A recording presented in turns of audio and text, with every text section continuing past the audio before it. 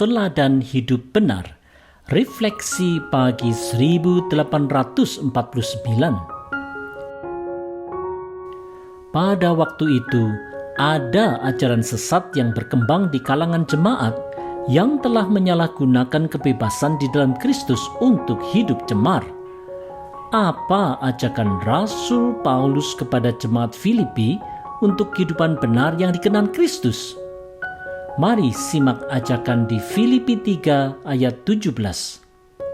Saudara-saudara, ikutilah teladanku dan perhatikanlah mereka yang hidup sama seperti kami yang menjadi teladanmu. Saudara-saudara, Rasul Paulus mengajak jemaat Filipi untuk mengikuti teladan hidupnya serta teladan dari mereka yang mengikuti teladan Rasul Paulus seperti Timotius dan Epafroditus. Mereka semua ini telah berkomitmen untuk mengikut Kristus dengan setia dalam setiap pikiran, perkataan, dan perbuatan. Saudara-saudara, adanya pengikut Kristus yang merasa benar walau hidup cemar telah diingatkan oleh Rasul Paulus di Galatia 5 ayat 13. Saudara-saudara, memang kamu telah dipanggil untuk merdeka, tetapi janganlah kamu mempergunakan kemerdekaan itu sebagai kesempatan untuk kehidupan dalam dosa. Melainkan, layanilah seorang akan yang lain oleh kasih. Setiap pengikut Kristus memang harus meneladani kehidupan mereka yang telah berkomitmen untuk hidup benar. Janganlah kita sampai terkecoh dengan mereka yang mengaku sebagai pengikut Kristus, tetapi ternyata tetap hidup cemar. Marilah kita juga belajar menjadi Timotius dan Epafroditus masa kini yang mau hidup benar dan menghindari yang cemar.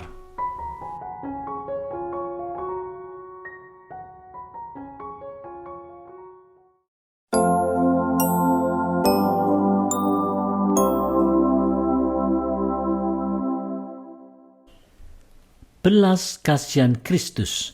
Refleksi pagi 1850.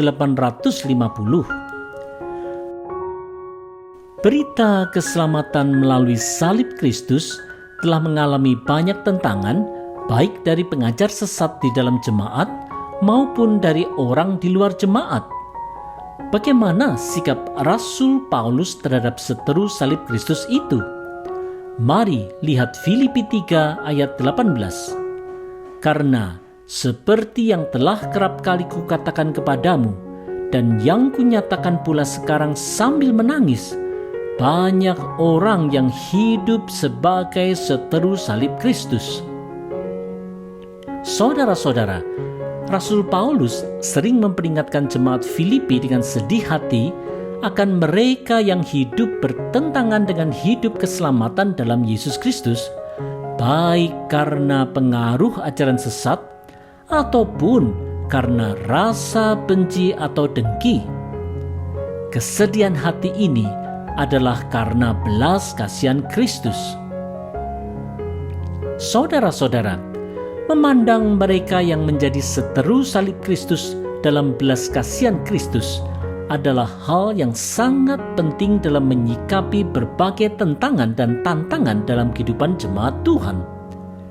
Hanya saja, yang sering terjadi adalah bahwa rasa belas kasihan Kristus itu justru tergantikan oleh sikap arogansi dan sikap superioritas iman yang justru balik menimbulkan rasa tidak suka, bahkan rasa permusuhan. Ini tentu bukanlah sikap yang dikenan Tuhan. Oleh sebab itu, marilah kita meneladani sikap hati Rasul Paulus yang dipenuhi oleh belas kasihan Kristus. Marilah dengan rendah hati kita hindari sikap arogansi iman yang justru bisa menimbulkan lebih banyak perselisihan dan permusuhan.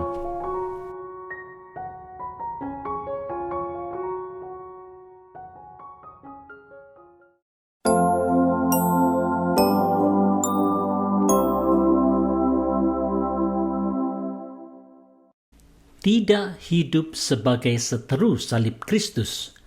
Refleksi pagi 1851. Di jemaat waktu itu, ada orang yang mengaku percaya Kristus, tetapi mereka hidup seenaknya dalam dosa, sehingga Rasul Paulus menyebutnya sebagai seteru salib Kristus. Apa yang menjadi ciri hidup mereka? Mari lihat Filipi 3 ayat 19. Kesudahan mereka ialah kebinasaan, Tuhan mereka ialah perut mereka, kemuliaan mereka ialah aib mereka. Pikiran mereka semata-mata tertuju kepada perkara duniawi. Saudara-saudara, inilah gambaran dari penyesat dalam jemaat yang juga digambarkan di 2 Petrus 2 ayat 14. Mata mereka penuh nafsu zina, dan mereka tidak pernah jemu berbuat dosa. Mereka memikat orang-orang yang lemah. Hati mereka telah terlatih dalam keserakahan. Mereka adalah orang-orang yang terkutuk. Saudara-saudara, peringatan keras dari Rasul Paulus dan Rasul Petrus terhadap para pengajar sesat yang berkeliaran dalam jemaat, serta mereka yang hanya hidup seenaknya dalam dosa, haruslah menjadi peringatan bagi jemaat masa kini pula. Seperti panggilan Yesus Kristus di Matius 5 ayat 16, kita semua telah dipanggil Kristus untuk menjadi terang yang bercahaya di depan orang, supaya mereka melihat perbuatan kita yang baik dan memuliakan Bapa kita yang di sorga.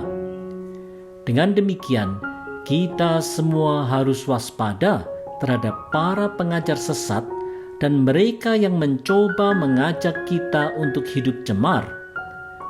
Marilah kita persenjatai diri kita dengan segala perlengkapan rohani di Efesus 6 untuk melawan segala tipu muslihat iblis.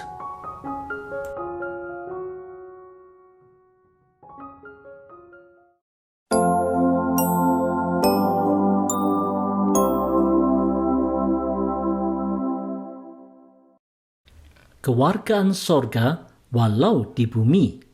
Refleksi pagi 1852. Setelah mengingatkan tentang mereka yang gemar hidup cemar sebagai seteru salib Kristus, Rasul Paulus meneguhkan jemaat Filipi akan status orang percaya dalam Yesus Kristus yang dinyatakan di Filipi 3 ayat 20 dan 21.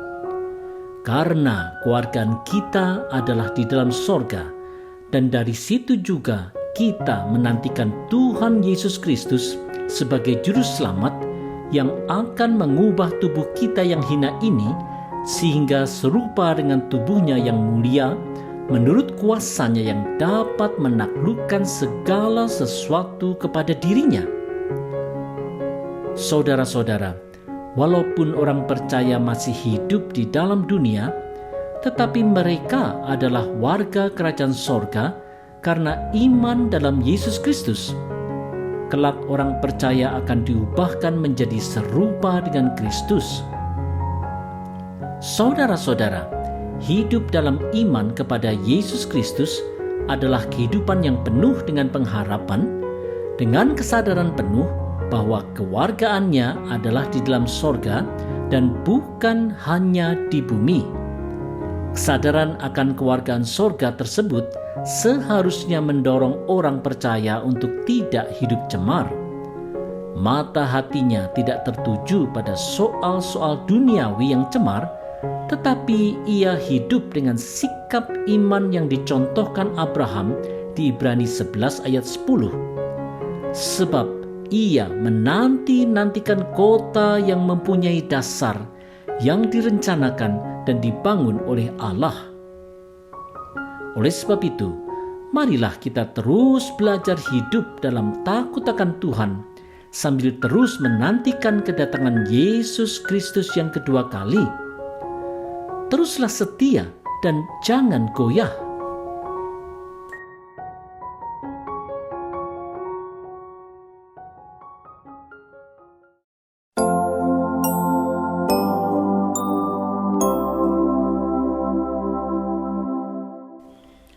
tetap teguh dalam Tuhan.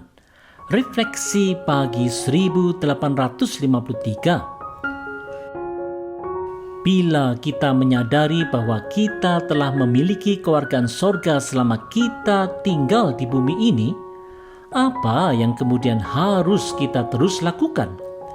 Mari dengar nasihat Rasul Paulus di Filipi 4 ayat 1. Karena itu, saudara-saudara yang kukasihi dan yang kurindukan, sukacitaku dan mahkotaku, berdirilah juga dengan teguh dalam Tuhan, hai saudara-saudaraku yang kekasih. Saudara-saudara, karena Rasul Paulus sedang ada di tahanan Roma, maka ia tidak dapat mengunjungi jemaat Filipi yang sangat dikasihi dan dirindukannya. Dalam keterbatasannya itu, Rasul Paulus terus mendorong jemaat Filipi untuk tetap berdiri teguh dalam Tuhan di tengah gempuran dari seteru salib Kristus yang ada di jemaat Filipi. Saudara-saudara, dalam menghadapi gempuran berbagai tawaran yang menjerumuskan dari dunia sekitar, kita harus terus bersungguh-sungguh untuk tetap berdiri teguh di dalam Tuhan, seperti juga yang telah disampaikan Rasul Paulus di 1 Korintus 15 ayat 58. Karena itu, saudara-saudaraku yang kekasih, berdirilah teguh, jangan goyah, dan giatlah selalu dalam pekerjaan Tuhan, sebab kamu tahu bahwa dalam persekutuan dengan Tuhan, jerih payahmu tidak sia-sia. Oleh sebab itu, marilah kita tetap teguh di dalam persekutuan dengan Kristus dan terus bergiat dalam pekerjaan Tuhan. Marilah kita juga hidup dalam persekutuan orang percaya yang saling membangun dan menguatkan. Mari kita tetap tegar dan tidak goyah.